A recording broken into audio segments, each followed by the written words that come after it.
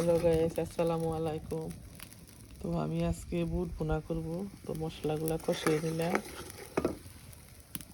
তো সাথে থাকেন, দেখতে থাকেন। ভালো লাগলে শেয়ার করবেন, কমেন্ট করবেন, নতুনদের পাশে থাকবেন। এখন আমার মশলাগুলো কষানো হয়ে গেছে।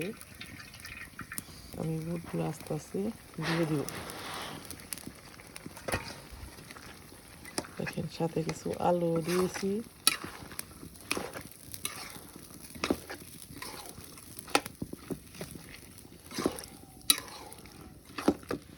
তো প্লিজ, আমি নতুন, তাই নতুনদের পাশে থাকবেন।